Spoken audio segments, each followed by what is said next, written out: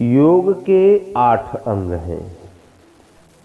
यम, नियम, आसन, प्राणायाम, प्रत्याहार, धारणा, ध्यान और समाधि। इन 8 अंगों में चौथा है प्राणायाम। जब हम उस एक आत्म तत्व के चिंतन में लगते हैं, तब इसकी राह में आने वाला जो चौथा विश्राम होता है, चौथा जो पड़ाव आता है, वो प्राणायाम है। सांसारिक व्यवहार में इस प्राणायाम का प्रयोग तो कदापि नहीं है।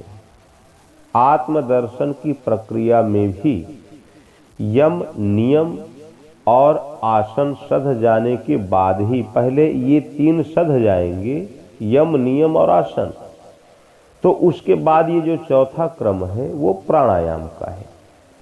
इसलिए जो लोग आरंभ में ही अर्थात यम, नियम और आसन का पहले उसको मतलब व्यवहार में नहीं लाते, उसका जो पालन नहीं करते और सीधे प्राणायाम का प्रयास करते रहते हैं,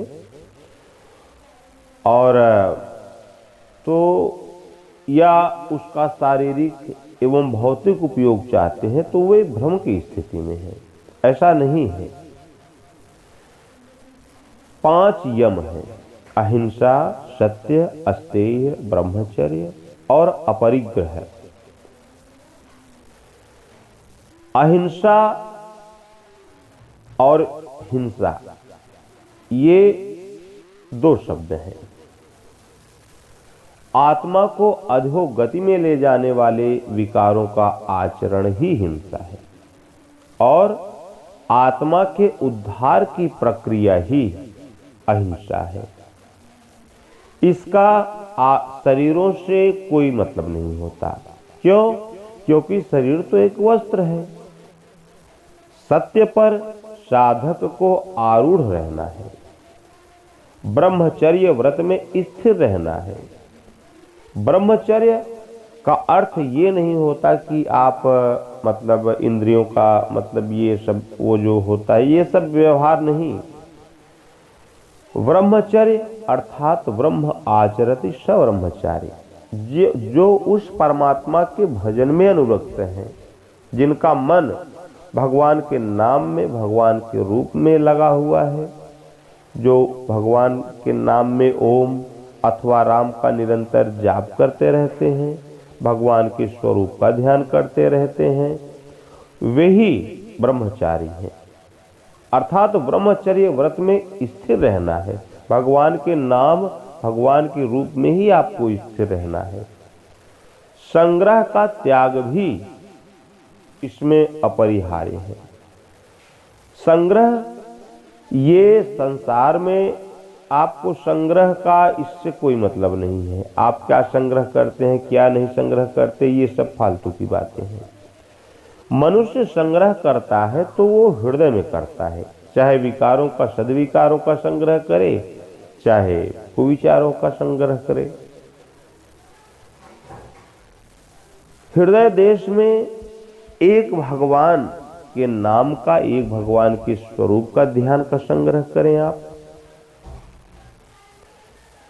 इनका अभ्यास करें, क्योंकि इनके अभ्यास से शौच, संतोष, स्वाध्याय, तप और ईश्वर प्रणिधान के नियमों का पालन होने लगता है। भगवान श्री कृष्ण कहते हैं कि अभ्यासेन तु कौन्तेय वैराग्येन च गृह्यते।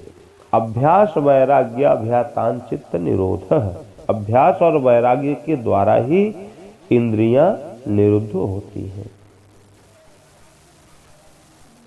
तो जब आप नाम के जाप का अभ्यास करते हैं, भगवान के स्वरूप को हृदय में देखने का अभ्यास करते हैं, तो इस अभ्यास से शौच, संतोष, स्वाध्याय, तप और ईश्वर प्रणिधान के नियमों का पालन होने लगता है।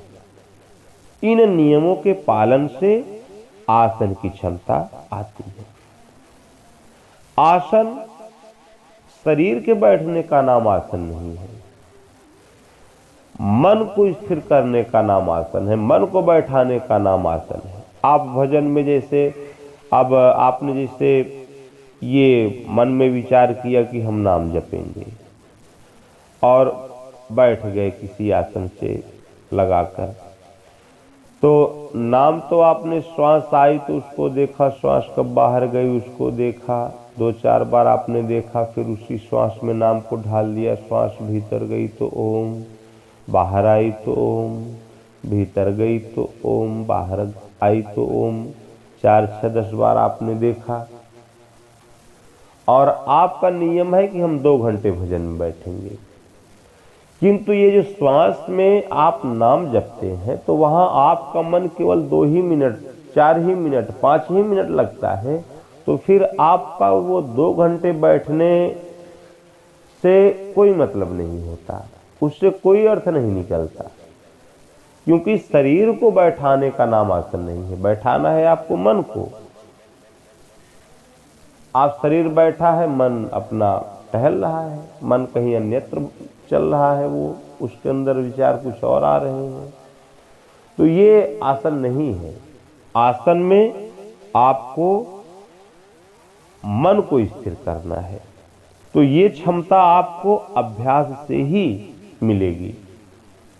भगवान के नाम का खूब जाप करें, भगवान के स्वरूप को देखें, अभ्यास करें, अभ्यास करते करते आसन की क्षमता आ जाती है, अर्थात मन स्थिर होने लगता है।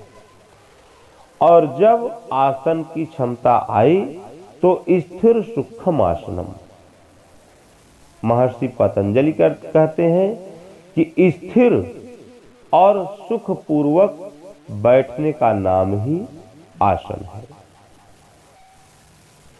सुख का उतार चढ़ाव मन पर है, तन पर नहीं होता।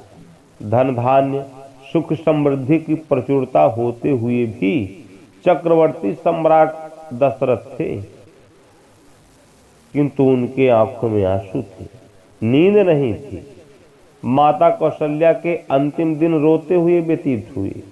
सब कुछ होते हुए भी कभी कभी मन को ऐसी ठेस लग जाती है कि मनुष्य वो कहीं शांत एकांत में चला जाता है कि यार किसी से मुलाकात ना हो, किसी से भेंट ना हो। कई दिनों तक वो एक विक्षिप्त की भांति अपना एकांत में इस समय व्यतीत करता है। आसन तो इतना दृढ़ हो गया उसका कि अपना शांत एकांत में वो कई दिन पड़ा रहता है, किंतु उसके पास सुख कहां। तो महर्षि पतंजलि कहते हैं कि प्रयत्न शैथिल्यांत समापत्तिभ्याम, यम और नियम में जो प्रयत्न किया गया है, जो अभ्यास किया गया है, उस प्रयत्न में शिथिलता आ जाए, ये सहज होने लगे, अर्थात अनंत परमात्मा में मन लगाने से ही आसन सिद्ध होता है। अच्छा, जैसे मान लीजिए कि यदि केवल शरीर के बैठने का नाम आसन होता तो परमात्मा में मन लगाने की क्या आवश्यकता थी।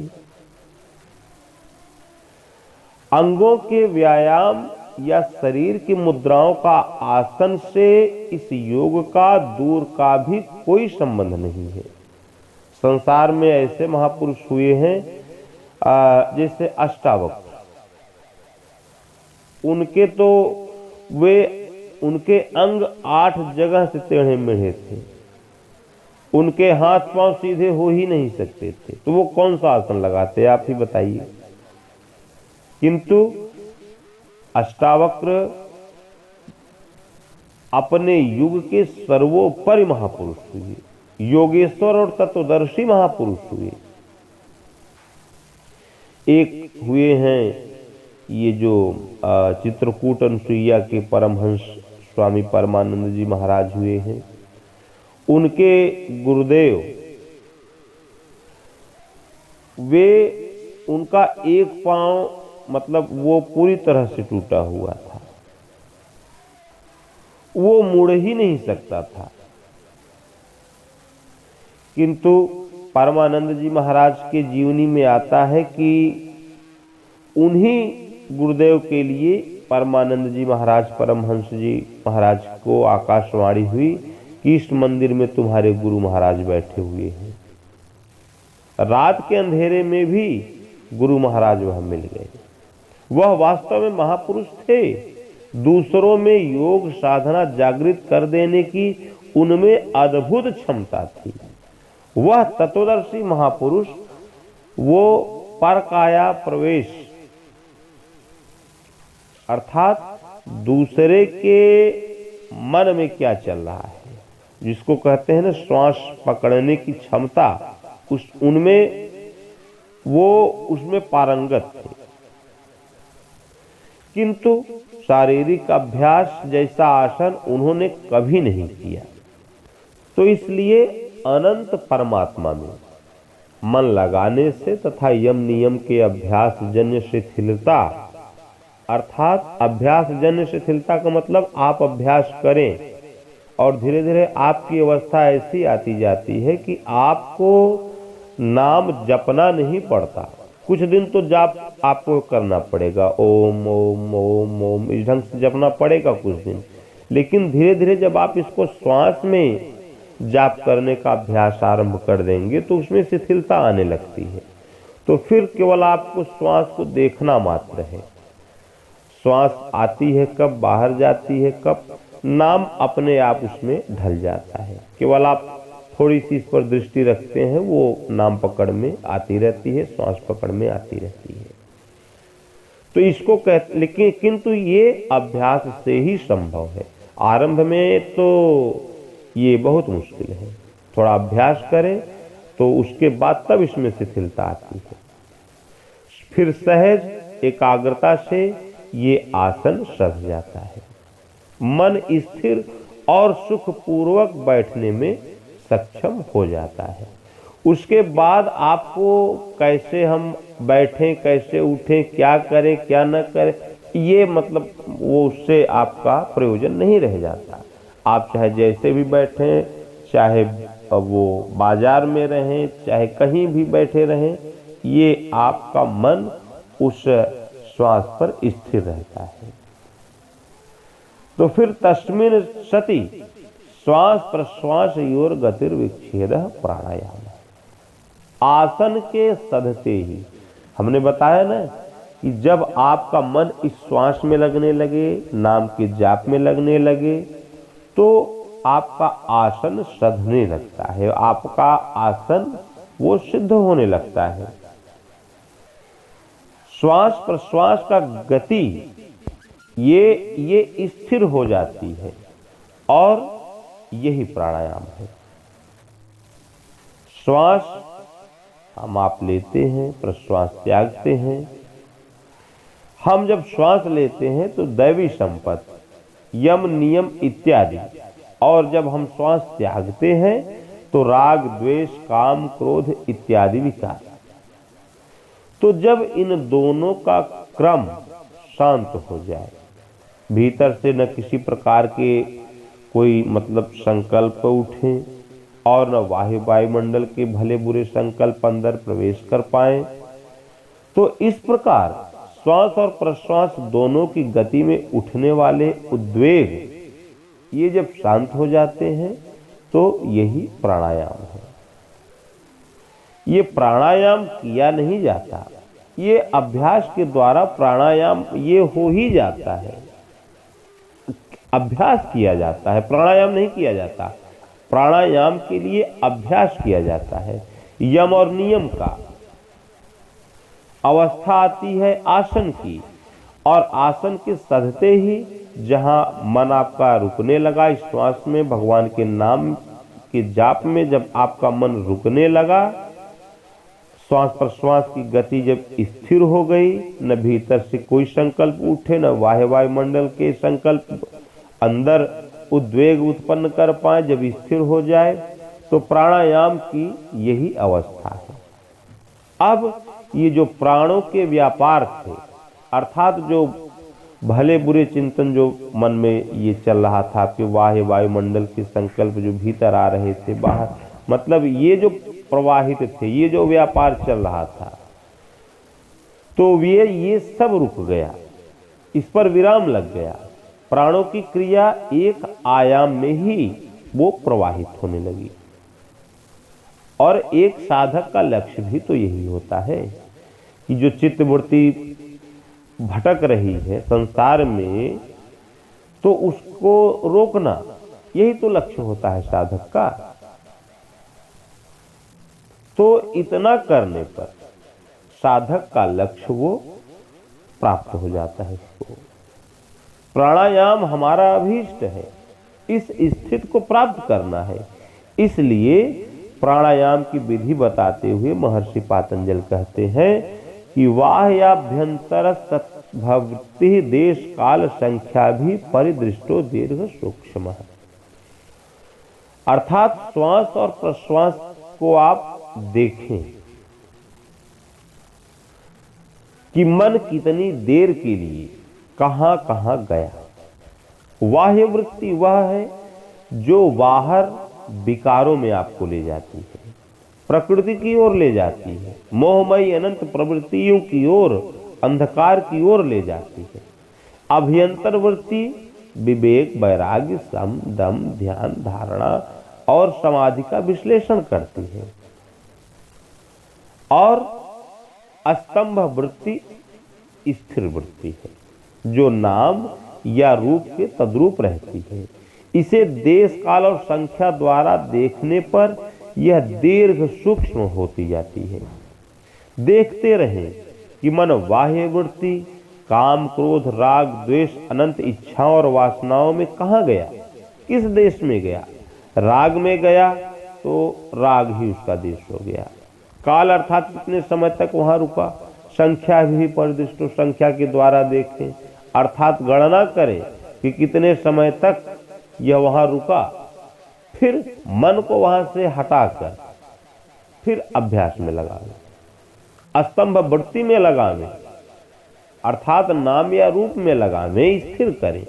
अभ्यंतर वृत्ति में मन है तो देखें कि वृत्ति विवेक, वैराग्य इत्यादि में से किसका चिंतन कर रही है। यदि वृत्ति वैराग्य में है तो वैराग्य इसका देश हो गया। इसमें यह मन कितने समय तक रुका, इसे संख्या द्वारा समझें और पुनः स्तंभ वृत्ति में लगा लें। इस प्रकार इन इतर संकल्पों पर विराम लग जाता है। अर्थात जब आप बार बार ऐसा अभ्यास करेंगे, मन बाहर जाता है, उसको देखें कहाँ गया मन, क्यों गया, कितने समय तक वहां रुका, तो फिर वहां से खींच कर लावे, इसको स्थिर करें। तो विवेक वैराग में गया तो फिर वहां पर उसको देखें, फिर उसको नाम में लगावें, उसको देखें कि कितनी देर तक यहाँ रुका। तो ये सब जब यही अभ्यास की मतलब उच्च अवस्था है, उसको स्तंभ वृत्ति में ही आपको स्थिर करना है, अर्थात नाम जप में, श्वास में ही इनको लगाना है, इसको लगाए रखना है। ये जो दो दिशाओं को का वर्णन यहाँ पर महर्षि पतंजलि ने किया कि ये किसी भी दिशा में न जाए, संकल्प केवल एक दिशा में प्रवाहित होने से ही प्राणायाम सुगम हो जाता है, दीर्घ और सूक्ष्म होता है। अर्थात आप जब तक इच्छा करेंगे तब तक आप भजन में बैठे रहेंगे, आपका मन लगा रहेगा और सूक्ष्म होता जाता है। अर्थात जो भटकाव होता है साधकों में, मन कहीं अन्यत्र भटक गया, मन वो कहीं वहां भाग गया, कहीं विषयों में रस लेने लगा, तो ये सब चीजें समाप्त हो जाती है, अर्थात सूक्ष्म हो जाता है। और फिर प्राणायाम की पराकाष्ठा बताते हुए महर्षि पतंजलि कहते हैं कि बाह्याभ्यंतर विषयाक्षेपी चतुर्थ है, अर्थात बाह्य और अभ्यंतर वृत्ति के विषय जब शांत हो जाते हैं तब प्राणायाम का चौथा स्तर आ जाता है। संसार में पूरक, कुंभक और रेचक नाम से प्रचलित त्रिस्तरीय प्राणायाम में इस चौथे स्तर की चर्चा नहीं होती। जब वृत्तियों को नियंत्रित करने के लिए अभ्यास न करना पड़े और वे सहज प्रवाहित होने लगे, वृत्ति बाधक न हो, वो शांत प्रवाहित रहे, यही प्राणायाम का चौथा स्तर है। विषय जब शांत हो जाए, यह प्राणायाम की परिपक्व अवस्था है। न तो बाहर से बाह्य और अभ्यंतर वृत्ति के विषय शांत हो जाए, अर्थात न तो बाह्य चिंतन कोई हो, न अंदर कोई चिंतन हो, एकदम इन सब से आपका जो चित्त है, वृत्ति है, वो स्थिर हो जाए, शांत हो जाए, केवल नाम में ही लगा रहे। इसी का नाम प्राणायाम है। प्राणों का याम अर्थात प्राणों का रुक जाना। ये जो भटकती हुई आपकी वृत्तियां हैं, इनका रुक जाना ही प्राणायाम का ये सिद्धावस्था है। इस प्रकार प्राणायाम में वृत्तियों को शांत करना है, संकल्पों पर विराम लगाना है, एक निर्धारित दिशा में अर्थात केवल भगवत भजन में, भगवान के चिंतन में, भगवान के नाम में, भगवान के रूप में, श्वास में, इसमें एक निर्धारित दिशा में ही मन को प्रवाहित करना है, न कि श्वास को तोड़ना मरोड़ना है। अरे श्वास बच्चों में बच्चों जैसी आती है, वृद्धों में वृद्धों जैसी आएगी, युवकों में युवकों जैसी आएगी। कोई रोगी है तो उसके साथ उस ढंग की श्वास उसकी रहेगी। श्वास सहज स्थूल शरीर की जीवनचर्या है। छित जल पावक गगन समीरा पंच रचित यह अति अधम शरीर है। ये जो शरीर है, ये छित जल पावक गगन और समीर से यह शरीर निर्मित है। कुछ लोगों ने कहा कि ये पानी का बुलबुला है, वैज्ञानिकों ने शोध किया तो यही सत्य मिला, 6% ठोस मिला। तो इसमें आपको ये घटाना बढ़ाना नहीं है, इसे घटा बढ़ाकर जीवन को प्रकृति प्रदत्त प्रणाली में बाधक न बनाओ। बाधा पहुंचाएंगे तो श्वास को घटाएं बढ़ाएंगे तो फिर प्राणायाम तो संभव नहीं है। कोई न कोई रोग जरूर आपको पकड़ लेगा, उनका याम हो जाएगा, लेकिन प्राणायाम नहीं हो पाएगा। क्यों? क्योंकि प्राणायाम में वृत्तियों को रोकना है, वृत्तियों में उठने वाले बाह्य और अभ्यंतर विषयों को शांत करना है। इसमें आपको श्वास के साथ उठने वाले संकल्पों को रोकना है, न कि श्वास प्रश्वास को, इसमें डिस्टरबेंस उत्पन्न करना है। प्राणायाम में श्वास प्रश्वास में उभरने वाले विषयों को रोकना है, न कि इसमें खींचतान करनी है आपको। श्वास की सहज प्रणाली में बहुत खींचतान करने से आपको प्राणायाम तो नहीं होगा, लेकिन कोई न कोई रोग अवश्य घेर लेगा। प्राणों के व्यापार को नाम में, प्रणव में, ध्यान में, भगवान के स्वरूप में या ब्रह्म विद्या में लगाना है, जिसमें संपूर्ण योग विधि आ जाती है। इन तीन के अतिरिक्त मन को ले जाने की चौथी जगह नहीं है। प्राण के व्यापार को स्थिर करके आत्म स्वरूप में प्रवाहित करना ही प्राणायाम है। फिर इसके बाद तथा क्षीयते प्रकाशावरणम, प्राणायाम के सत्य ही प्रकाश अर्थात ज्योतिर्मय परमात्मा और आपके बीच ये जो संस्कारों का जो परत पड़ा हुआ है ना, जो आवरण पड़ा हुआ है, जो व्यवधान पड़ा हुआ है, जो ये परत है, ये क्षीण हो जाता है, नष्ट हो जाता है। तो इसलिए सांस को न घटाएं न बढ़ाएं, केवल शांत बैठ जाएं। श्वास कब अंदर गई, कितनी रुकी, कब बाहर आई, बाहर कितना रुकी, इसे जाने। जब मन देखने लगे, जानने लगे, तो धीरे से चिंतन में नाम को ढाल दें। श्वास आई तो ओम, श्वास बाहर गई तो ओम, फिर श्वास जब अंदर आई तो ओम, बाहर गई तो ओम।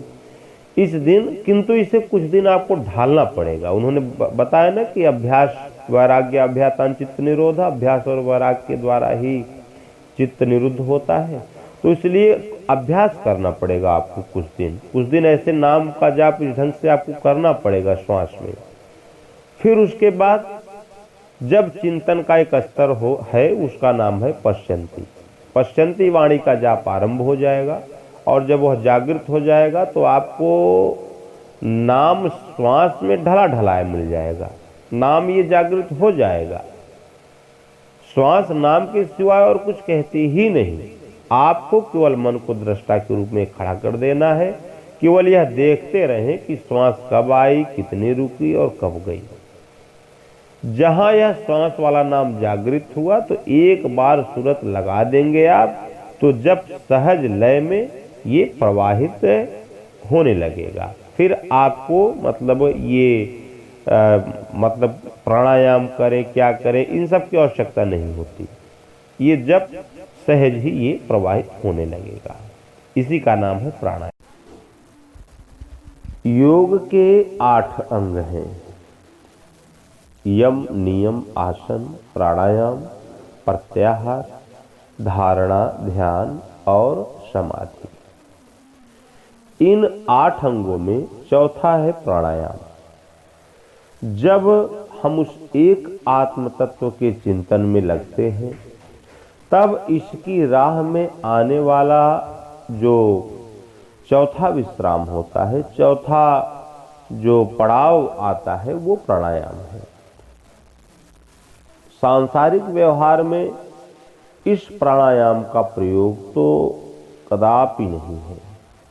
आत्मदर्शन की प्रक्रिया में भी यम, नियम और आसन सध जाने के बाद ही, पहले ये 3 सध जाएंगे, यम, नियम और आसन, तो उसके बाद ये जो चौथा क्रम है वो प्राणायाम का है।